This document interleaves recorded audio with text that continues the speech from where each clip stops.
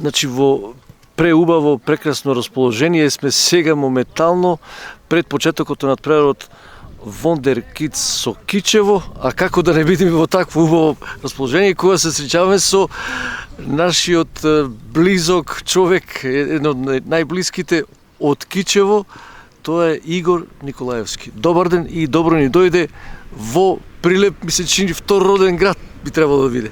Добар ден, добре ве најдов и не погреши. Прилеп е мој втор дом. Најубавите моменти од мојата кариера ги поминав тука, во Прилеп и во мојата победа. Ај прво да почнеме со тоа. Кога беше, дали точно можеме да прецизираме за нашите гледачи, кој период беше тој кога Игор Николаевски ги одигра тие најзначајни надпревари за Прилепска победа? Па период од 5 години, почнувајќи од 1996 до 2001. Кога во Прилеп ги донесовме Универзитатеа, Перуџа, Парма и уште многу други надпревари кои што ги изигравме тука, Ризеспорт од Турција. Значи врвот на историјата на победа тогаш беше. Да. Знаеш како, во клуб со историја, како што беше победа, со добра организација, нас ни беше многу лесно да играме после такви надпревари. Сепак победа беше клуб, втора лига Југославија, една од подобрите екипи во Македонија од секогаш во бивша Југославија, така да честа да се игра за таков клуб беше голема. И сега и ден денес еве кога доаѓам често во Прилеп, имам доста другари и фамилиарни, се дружиме, останати од тоа време. Секогаш нешто во мене се буди на секое доаѓање тука. Покушавам на овие мои дечиња сега што играат кај мене, да им ја доловам таа атмосфера. Во една прилика го замолив и тренерот на Победа да одиграме на пријателска утакмица на стадионот, на градски стадион, така да има можност да видат делови од тие фотографии што стојат таму, полни трибини, овие деца не знаат што значи тоа да се игра пред 16-17 публика, 20.000, кога на тренинг доаѓаат 3-4 да тоа беше нешто што мислам дека... Ајде да почнеме од самиот почеток. Како дојде до таа среќа, да кажам, Игор Николаевски од Кичево да дојде во Прилеп? Како се случи? Тие контакти, комуникации? Не беше тоа, покојниот Ацуле долго време сакаше да ме донесе, уште во почетоците мои во напредок, меѓутоа мене патот тогаш ме однесе преку Ѓоко Хаџиевски во Пелистер. Имав 4 годишна успешна кариера во Пелистер. Пелистер е заслужен многу. Да, не треба да и она што беше во Пелистер. Да, на голем придонес во мојата кариера. Можам да кажам дека тие работи што требаше да ги научам на професионализам ги научив таму. Имав 2 извонредни сезони во Тиквеш Кавадарци, кога беше Тиквеш многу јак. Македонија Сиба, во тоа време проектот Македонија Сиба кој што не успеа за жал поради некои политички причини, и после тоа мислам дека во моментот на мојата фудбалска зрелост направив одличен потек и дојдов во Прилепска Победа и не сгрешив. Како беше одлуката, што беше она најпресудно за да се преселиш во Победа? Дали некои зборови или односот на управата на чело со Ацули и другите околу него, и Хари Хаџиристевски? Да, не можам да ги заборавам тие луѓе, го поздравувам Хари. Ме водеше амбиентот. Секогаш кога игравме тука, бучната публика, како се навиваше за својот клуб, дерби надпревари, да. Квалитетот на екипата, визијата што Ацуле ни ја кажуваше на сите играчи што во тој момент требаше да дојдеме тука, и по моето доаѓање тука не погрешив воопшто. Живеевме како една фамилија и мислам дека дел од тоа што нас градот Прилеп ни го даде, ние на сите што сме од надворот Прилеп вративме на градот и на клубот. И затоа и ден денес ми е многу жал. Пратам се што се случува околу Победа и ден денес ми е многу жал што се наоѓа во ваква ситуација и што не гледам дека има некој начин да за брзо време се врати на тие патеки кај што ние во тоа време мислам дека беше последна генерација што успеат со таков успех да ја носи победа и да го носи градот Прилеп секаде низ Европа. Знаеа за нас сите. Ние ги следиме овие најнови генерации кои имаат такви тешки околности сега да испливаат од оваа ситуација, меѓутоа за среќа го имаме и минатото и често пати се враќаме како инспирација за сегашноста.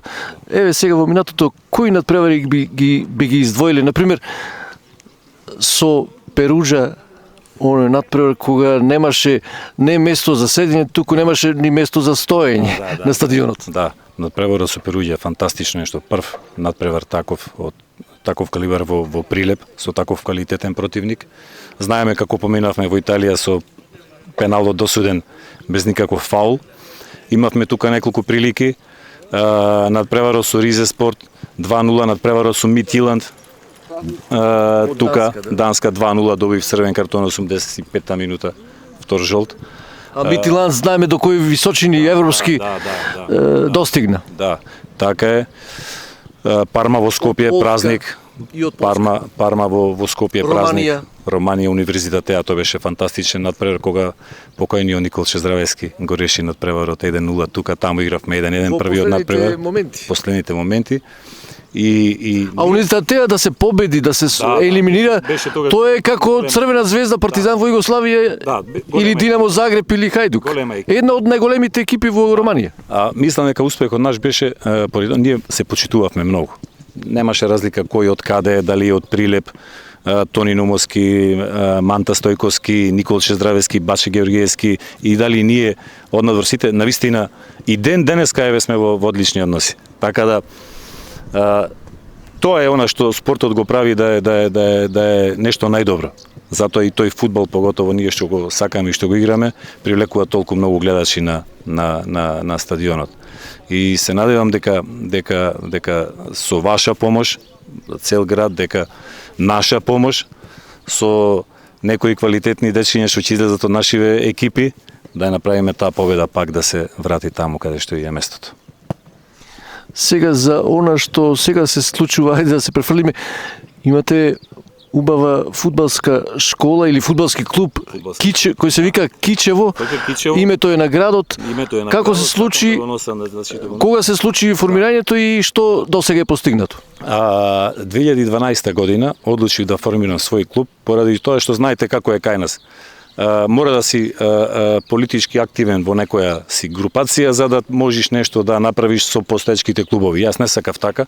Сакав да направам нешто каде што сите деца ќе имаат еднаква слобода да го покажат тоа што го знаат. Значи независно кој е детенце, од каде е, како е, што е, ако има квалитет да го покажи. На која возраст се тие? Тие се дечиња на возраст од 5 години па до 15 години. Да, значи пионери. Да, најстариите ни се пионери. И сме имали успех пред 2 години, освоивме регионалната лига, генерација 2009.